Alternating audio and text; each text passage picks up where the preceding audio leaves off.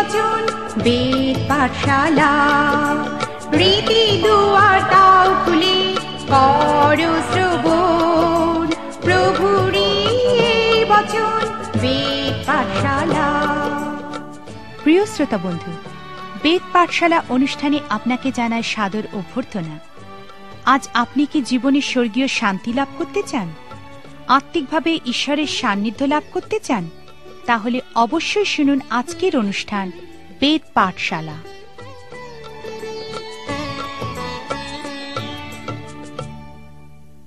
প্রিয় শ্রোতা বন্ধু, বেদ পাঠশালা অনুষ্ঠানে আপনাকে স্বাগত জানাই। গত অনুষ্ঠানে আমরা প্রথম করিন্থীয় পুস্তকের 12 অধ্যায় অধ্যয়ন করছিলাম, যেখানে সাধু পৌল মণ্ডলীতে পবিত্র আত্মার কাজ ও প্রকৃতির বিষয় ব্যাখ্যা করেছেন। প্রথম করিন্থীয় 14 অধ্যায়ে সাধু পৌল আমাদেরকে বলতে শুরু করেছেন যে তিনি এই অধ্যায়টি লেখার সময় সমস্যার সম্মুখীন হয়েছিলেন। তিনি যে সমস্ত সমস্যার সম্মুখীন হয়েছিলেন সেইগুলি আজকের দিনে আমাদের সমস্যার সঙ্গে অনেক মিলে যায়। এই করিন্থীয় মণ্ডলীটি ছিল সাধু পৌলের দিব্য মাধুর্য বা উদ্দীপনাপূর্ণ মণ্ডলী।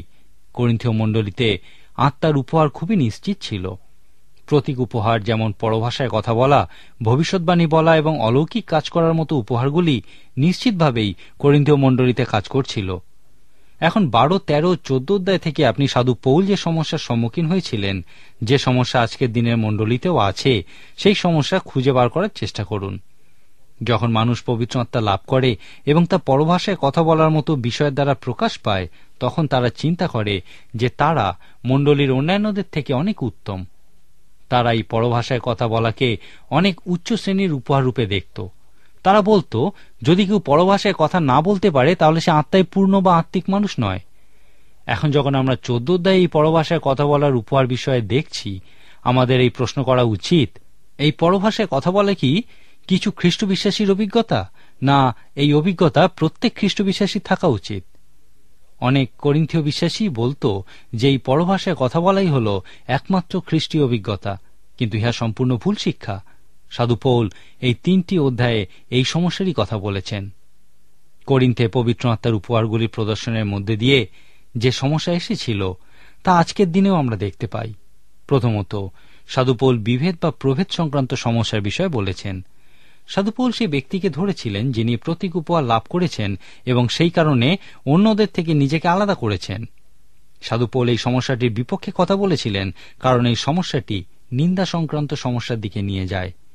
কোন ব্যক্তি যদি পবিত্র আত্মার বিশেষ উপহার লাভ না করে থাকেন, তাহলে তিনি আত্মিকভাবে খুবই সুরক্ষিত হবেন না। মানুষ সাধারণভাবে অসুরক্ষিত, বিশেষ করে অনেক মানুষ আত্মিক ক্ষেত্রে অসুরক্ষিত। অতএব আপনি যদি কাউকে বলেন, আমার মনে হয় আপনি এখনো প্রকৃত আত্মিক মানুষ হননি, তাহলে তারা হয়তো পবিত্র আত্মা তাদেরকে যে উপহার দিয়েছেন বা যেভাবে তাদের মধ্যে দিয়ে কাজ করছেন তার নিন্দা করা শুরু করতে পারেন।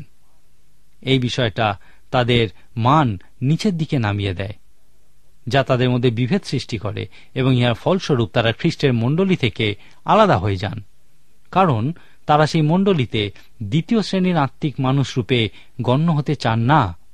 তারা হয়তো অন্য কোনো মণ্ডলীতে যোগ দেবেন যেখানে তাদেরকে প্রথম শ্রেণীর আত্মিক মানুষ রূপে গণ্য করা হবে। এই অধ্যায়গুলিতে সাধু পৌল এই ধরনের সমস্যারই সম্মুখীন হয়েছিলেন। এখানে নিশ্চিত রূপে বলা যায় যে সাধু পৌল পবিত্র আত্মার কাজের ক্ষেত্রে কিছু ভুল অবস্থানের বিষয় বলেছেন। সাধু পৌলের মতানুযায়ী পবিত্র আত্মার কাজ সম্পর্কে অজ্ঞ থাকা উচিত নয়। পবিত্র শাস্ত্র পবিত্র আত্মার সম্বন্ধে এবং তিনি কিভাবে কাজ করেন সেই সম্বন্ধে যা বলে সেই বিষয়ে অজ্ঞ থাকা উচিত নয়। পবিত্র আত্মার বিষয়ে দ্বিতীয় যে ভুল অবস্থানের বিষয় তিনি বলেছেন তা হল পবিত্র আত্মার কাজকে উপেক্ষা করা উচিত নয়। এমন অনেক মানুষ আছেন যারা জানেন যে পবিত্র শাস্ত্রে পবিত্র আত্মার কাজের বিষয়ে কি বলা হয়েছে, কিন্তু তারা কখনো ইহার অংশ হতে চান না। তারা এই বিষয়ে প্রচার করতে বা শিক্ষা দিতে চান না, এমনকি এই বিষয়টি তারা উল্লেখ পর্যন্ত করতে চান না, কারণ এই বিষয়টা বিভাগজনিত সমস্যার সৃষ্টি করতে পারে।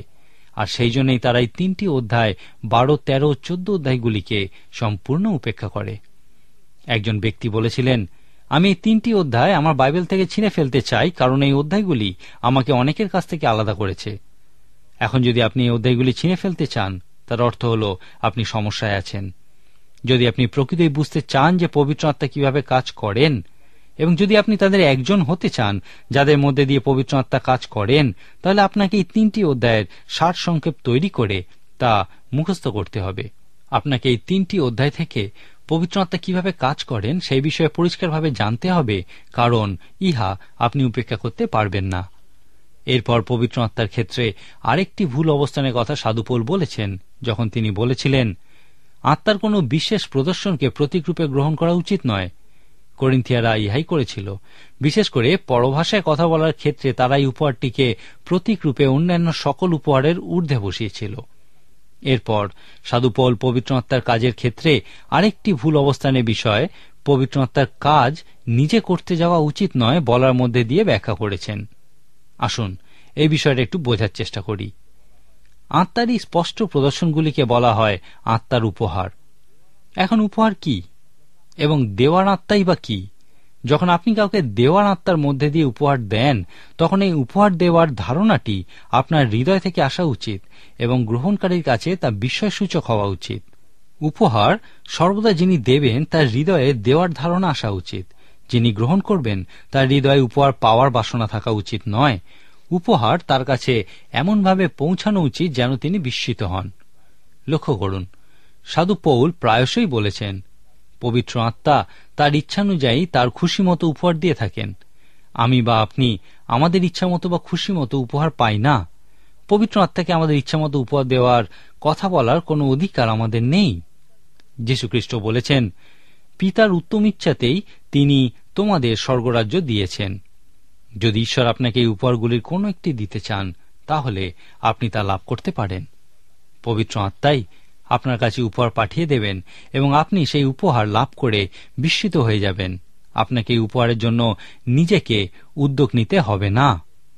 এই অংশে সাধু পৌল করিন্থীয়দের এবং আমাদেরকে বলেছেন যে আত্মিক উপহার নকল করার চেষ্টা করা উচিত নয়। কিছু কিছু মানুষ আছেন যারা এই উপহার লাভ করার জন্য মানুষের উপর চাপ সৃষ্টি করে, আর লোকেরা তাদের সঙ্গে এক হওয়ার জন্য এই আত্মিক উপহার নকল করতে থাকে। তারা শুধুমাত্র তাদের কাছে গ্রহণযোগ্য হওয়ার জন্যই এই আত্মিক উপহারের নকল করতে থাকে।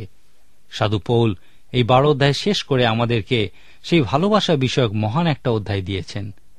এই ভালোবাসা বা প্রেমের বিষয়ে বলার পর 14 অধ্যায় সাধু পৌল খ্রিস্টের দেহরূপ মণ্ডলীতে আত্মিক উপহারগুলির কাজের বিষয়ে বলেছেন। 12 অধ্যায় সাধু পৌল আত্মার উপহারের বিষয়ে আমাদেরকে বলেছেন, যা প্রমাণ করে যে পবিত্র আত্মা আমাদের উপরে এসেছেন এবং আমাদেরকে অভিষিক্ত করেছেন। একজন বিশ্বাসীর উপরে পবিত্র আত্মা আসার প্রমাণ হল আত্মিক উপহার। 13 অধ্যায় সাধু পৌল আমাদেরকে পবিত্র আত্মায় পূর্ণ হওয়ার প্রমাণ রূপে প্রেমের কথা বলেছেন। 14 অধ্যায় সাধু পৌল সেই শৃঙ্খলার বিষয়ে আমাদেরকে বলবেন যা আমাদের মধ্যে থাকা উচিত যখন পবিত্র আত্মা আমাদের উপরে এবং আমাদের মধ্যে থাকেন। কোন বিশ্বাসী বা একদল বিশ্বাসীর মধ্যে এবং উপরে যে পবিত্র আত্মা আছেন তার প্রমাণ হল এই শৃঙ্খলা তাদের মধ্যে উপস্থিত থাকবে। এই শৃঙ্খলার বিষয়েই 14 অধ্যায়ে বর্ণনা করা হয়েছে। পবিত্র শাস্ত্রে মণ্ডলীর নিয়মানুবর্তিতা বা শৃঙ্খলার বিষয়ে খুব বেশি কিছু বলা নেই। আপনি যদি বিভিন্ন মণ্ডলীতে যান এবং তাদের উপাসনায় যোগ দেন, তাহলে বিভিন্নভাবে তাদেরকে উপাসনা করতে দেখে আপনি হয়তো একটু অবাকই হবেন। আপনার মনে হয়তো প্রশ্ন জাগবে, কোনটি সঠিক? কারা সঠিক পদ্ধতিতে উপাসনা করছে? বাইবেলে এই বিষয়ে খুব কমই বলা হয়েছে। যীশুখ্রিস্ট আমাদেরকে শুধুমাত্র প্রভুর ভোজ পর্ব পালন করার পদ্ধতির বিষয়ই বলেছেন। আমরা যখন বিশ্বাসী রূপে একত্রিত হই, তখন আমাদের মধ্যে কিরূপ শৃঙ্খলা থাকা উচিত? এই প্রশ্নটির উত্তর দেখার জন্য বাইবেলে 1 করিন্থীয় 14 অধ্যায়টি সবথেকে গুরুত্বপূর্ণ একটি অধ্যায়। এখানে সাধু পৌল বলেছেন, তোমরা যখন একত্রিত হও তখন তোমাদের কিরূপ হওয়া উচিত। তিনি আরো বলবেন যে সকলেই গাঁথিয়া তুলিবার নিমিত্ত হোক। এখানে নিশ্চিতভাবেই সাধু পৌল পরভাষা বিষয়ক সমস্যার কথা বলেছেন। তিনি 16 বার এই পরভাষা কথা উল্লেখ করেছেন। সাধু পৌল বলেননি যে পরভাষা আজকের দিনের জন্য নয়। তিনি বলছেন যে তিনি নিজে করিন্থীয় মণ্ডলীর যে কোনো কারুর থেকে অনেক বেশি পরভাষায় কথা বলেন এবং পরভাষায় কথা বলা ভালো। তিনি বলছেন যে কিছু বিশ্বাসীর এই অভিজ্ঞতা আছে, কিন্তু কোনোভাবেই ইহাকে একমাত্র খ্রিস্টীয় অভিজ্ঞতা বলা যাবে না। সাধু পৌল কখনোই পরভাষায় কথা বলা নিষেধ করেননি।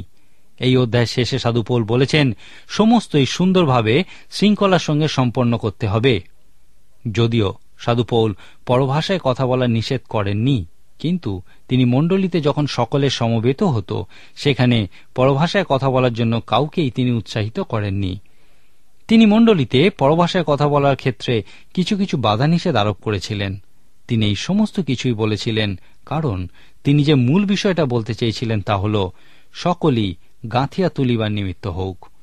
এই বিষয়টা 1 করিন্থীয় 14 অধ্যায়ে 40 বারের বেশি উল্লেখ করা হয়েছে। আমাদের মধ্যে যে শৃঙ্খলা বা নিয়মানুবর্তিতা থাকা উচিত, যদি আমরা সেই বিষয়টা নিয়ে অধ্যয়ন করি, আমরা দেখব যে আমাদের পরস্পরকে গেঁথে তোলা উচিত। সেই জন্যেই খ্রিস্টের দেহরূপ মণ্ডলীতে বিশ্বাসীরা যখন সমবেত হন তখন সাধু পৌল পরভাষায় কথা বলার ক্ষেত্রে নিষেধাজ্ঞা আরোপ করেছেন, যদি সেখানে কোনো অনুবাদক না থাকে। যখন আপনি অনুবাদক ছাড়াই পরভাষায় কথা বলেন তখন শুধুমাত্র নিজেকেই গড়ে তোলেন, কিন্তু আপনার ভাইয়ের কি হবে? আপনার উচিত আপনার ভাইকেও গড়ে তোলা। অতএব পরভাষায় কথা বলার ক্ষেত্রে অবশ্যই একজন অনুবাদক ব্যবহার করতে হবে। আমরা 13 অধ্যায়টিকে আলাদাভাবে অধ্যয়ন করব, কিন্তু এই 14 অধ্যায় শেষে পৌঁছে আপনাকে অবশ্যই এই পরভাষা ব্যবহার করার ক্ষেত্রে একটা সিদ্ধান্ত নিতে হবে। বাইবেলে বর্ণিত এই ধরনের জটিল বিষয়গুলির ক্ষেত্রে মানুষ এই বিষয়গুলির কেন্দ্রস্থলে থাকতে চায় না, যেখানে তারা সত্য আবিষ্কার করতে পারে। আবার এমন মানুষও আছেন যারা এই পরভাষায় কথা বলাকেই একমাত্র খ্রিস্টীয় অভিজ্ঞতা বলে থাকেন। আবার কেউ কেউ বলেন যে আজকের দিনে পরভাষা বলে আর কিছুই নেই। বিভিন্ন মানুষ এই ধরনের চূড়ান্ত মনোভাব পোষণ করেন। এই অধ্যায়গুলিকে খুব ভালো করে অধ্যয়ন করুন এবং এখানে এই প্রশ্নগুলির উত্তর খুঁজুন। সাধু পৌল কি বলেছেন? তিনি কোন অর্থ প্রকাশ করেছেন? আমাদের কাছে ইহা কোন অর্থ প্রকাশ করে? যদি আপনি ইহা করেন, এখান থেকে আবিষ্কার করবেন যে সাধু পৌল পবিত্র আত্মার কোনো উপহারই ব্যবহার করতে নিষেধ করেননি। এমনকি তিনি পরভাষায় কথা বলাও নিষেধ করেননি। তিনি বলেছিলেন, সমস্ত কিছুই করো, কিন্তু প্রত্যেকটি বিষয়ের একটা নিয়ম আছে, সেই নিয়ম অনুযায়ী করো। পরভাষায় কথা না বললে অনেকেই মনে করেন না যে তারা আত্মিক মানুষ বা প্রকৃত খ্রিস্ট বিশ্বাসী। আবার অনেকে এই বিষয়টাকে খুব ভালোভাবে ব্যাখ্যা করতে চান না, কারণ তারা তাদের মণ্ডলীতে এই ধরনের বিষয়গুলি নিয়ে কথাই বলতে চান না। আমরা বিশ্বাস করি পরভাষার ক্ষেত্রে পবিত্র আত্মার স্পষ্ট প্রদর্শনজনিত সত্য এই দুটি চরমপন্থার মধ্যবর্তী স্থানে অবস্থান করছে। এই সত্যের কেন্দ্রস্থলে আপনি আবিষ্কার করবেন যে পবিত্র আত্মার কাজের বিষয়ে সাধু পৌল প্রকৃতই কি বলেছেন। হয়তো আপনি এই বিষয়গুলি ঠিকমতো বুঝতে পারছেন না। পত্রের মাধ্যমে আমাদের সঙ্গে যোগাযোগ করুন। আমরা আপনাকে এই বিষয়গুলি বোঝানোর যথাসম্ভব চেষ্টা করব। আজকের মতো তাহলে এখানেই শেষ করি। পরবর্তী অনুষ্ঠানে অবশ্যই আপনি আমাদের সঙ্গে উপস্থিত থাকুন। ঈশ্বর আপনার মঙ্গল করুন। প্রিয় শ্রোতা বন্ধু, প্রভু যীশু সম্পর্কে অধিক জানতে হলে আমাদের ঠিকানায় যোগাযোগ করুন। আমাদের ঠিকানা হল বেদ পাঠশালা, পোস্ট বক্স নম্বর 8956, ধর্মতলা পোস্ট অফিস, কলকাতা 700013। আবার বলছি, বেদ পাঠশালা, পোস্ট বক্স নম্বর 8956, ধর্মতলা পোস্ট অফিস, কলকাতা 700013। নমস্কার।